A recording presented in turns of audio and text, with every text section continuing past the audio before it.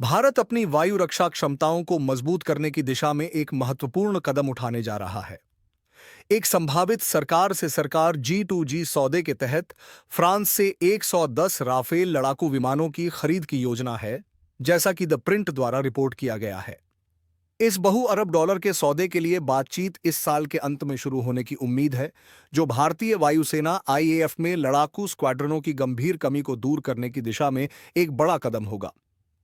इस सौदे के तहत फ्रांसीसी aerospace company Dassault Aviation, Reliance Aerostructure Limited के साथ नागपुर में स्थित संयुक्त उद्यम Dassault Reliance Aerospace Limited DRL में अपनी पूरी हिस्सेदारी लेगी।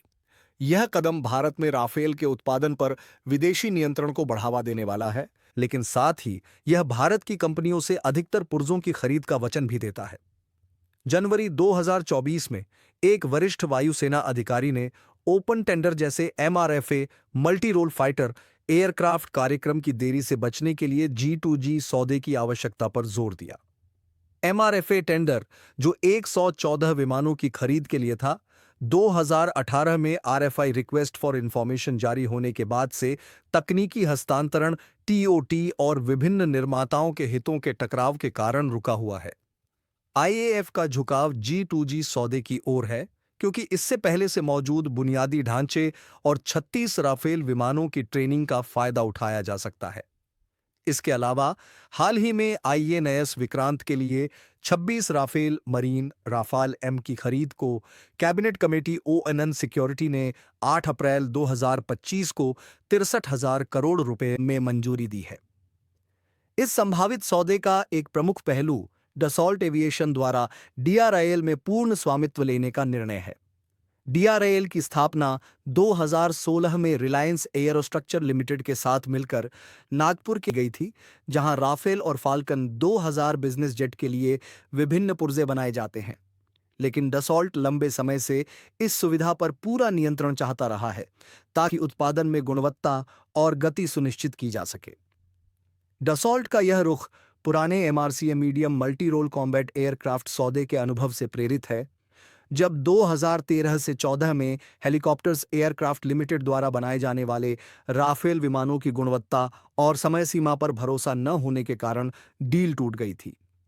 डसॉल्ट का मानना है कि DRL का पूर्ण नियंत्रण उनके लिए गुणवत्ता सुनिश्चित करने और एक्सपोर्ट मार्केट को भी टारगेट करने में सहायक होगा। कंपनी का दावा है कि DRL में प्रति माह 2 राफेल बनाने की क्षमता है, जिससे 5 साल में सभी 114 विमान बनाए जा सकते हैं। हालांकि फ्रांस में डसॉल्ट की मौजूदा उत्पादन क्षमता 2023 में 13 राफेल को देखते हुए कुछ विश्लेषक इस पर संदेह जताते हैं। हालांकि डसॉल्ट का DRL पर नियंत्रण उसकी रणनीतिक प्राथमिकताओं से मेल खाता है, लेकिन इस सौदे में अधिकतर राफेल पुर्जों की खरीद भारतीय कंपनियों से करने की प्रतिबद्धता भी शामिल है, जिससे मेक इन इंडिया पहल को बल मिलेगा। 2016 की राफेल डील में डसॉल्ट को करीब 4 अरब यूरो कॉन्ट्रैक्ट का 50% भारत के रक्षा क्षेत्र में निवेश करना था।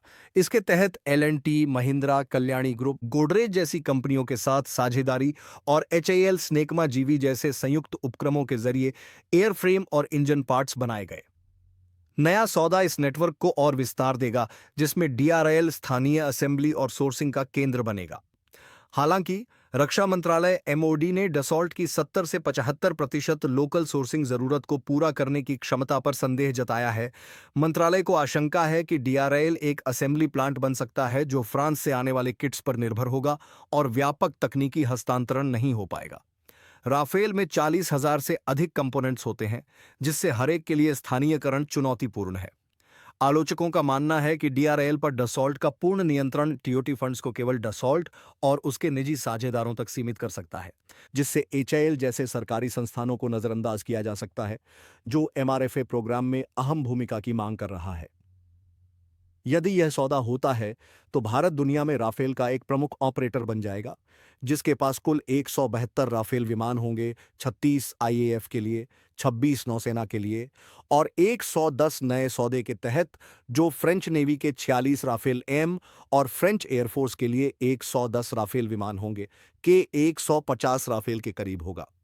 यह विस्तार चीन जे-2 स्टील्थ फाइटर और पाकिस्तान संभावित जे-33 स्टील्थ जेट्स के मुकाबले भारत की प्रतिरोधक क्षमता को बढ़ाएगा। आज के लिए बस इतना ही। देखने के लिए आपका बहुत धन्यवाद।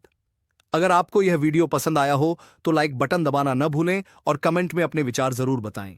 और अगर आपने अब तक सब्सक्राइब नहीं किया है तो अभी सब्सक्राइब करें और नोटिफिकेशन बेल को ऑन करें ताकि आप कोई अपडेट मिस न करें। आपका समर्थन हमारे लिए बहुत मायने रखता है और चैनल को बढ़ने में मदद करता है। अगले वीडियो में मिलते हैं।